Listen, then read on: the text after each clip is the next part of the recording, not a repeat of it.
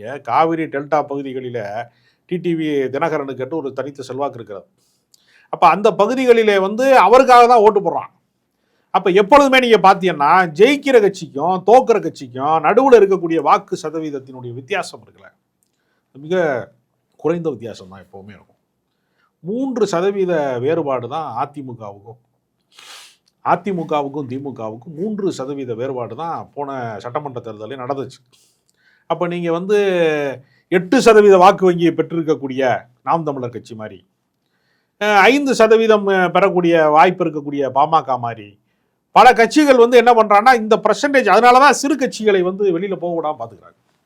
ஏன்னா வாக்கு சதவீதம் என்பது ஒரு பெரிய ஆளுங்கட்சிக்கும் எதிர்கட்சிக்குமான வேறுபாடு என்பது குறைந்த வித்தியாசத்தில் தான் வெற்றி தோல்வி. அப்போ வெற்றி தோல்வியை தீர்மானிக்கக்கூடிய இடத்துல ஓபிஎஸ் அவர்களுக்கு ஒரு பெரிய செல்வாக்கு இருக்கிறது.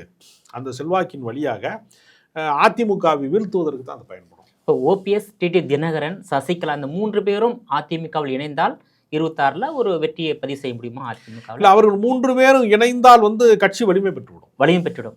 ஆனால் எடப்பாடி என்ன நினைக்கிறாருன்னா, சசிகலா விட்டால் நமக்கு பொதுச் செயலாளர் பதவி போய்விடும், அவங்க தான் நம்மளை உருவாக்குனாங்க, அப்போ கட்சி அவர்கள் கண்ட்ரோலுக்கு போயிடும் அப்படின்னு அவங்க நினைக்கிறாங்க. பாஜக என்ன நினைக்குதுன்னா, அதிமுக காரங்க உடைந்து நின்றால்தான், தனித்தனியாக நின்றால்தான் நம்ம 2வது இடத்துக்கு நகர முடியும். அதிமுக வலிமையோடு இருந்தால் நாம் வளர முடியாது. அப்போ திமுகவா பாஜகவா என்கிற நிலைமை வர வேண்டும் என்று அவங்க நினைக்கிறாங்க. திமுகவா தாவேகாவா தமிழக வெற்றி கழகமா என்கிற நிலைமை வர வேண்டும் விஜய் விரும்புகிறார். இப்போ நடக்கக்கூடிய போட்டி ஆளுங்கட்சியாக யார் வரப்போகிறார்கள் என்பதற்கான போட்டியே அல்ல, 2வது இடத்தை பிடிக்கிறதுக்கான போட்டி. இப்போ ஆளுங்கட்சி யார்? அப்போ ஆளுங்கட்சி மீண்டும் திமுக தான் வரும். திமுக தான். ஆமாம். எதனால நான் திரும்ப சொல்றேன்னா, வலிமையான கூட்டணி இருக்கிறது ஒன்று.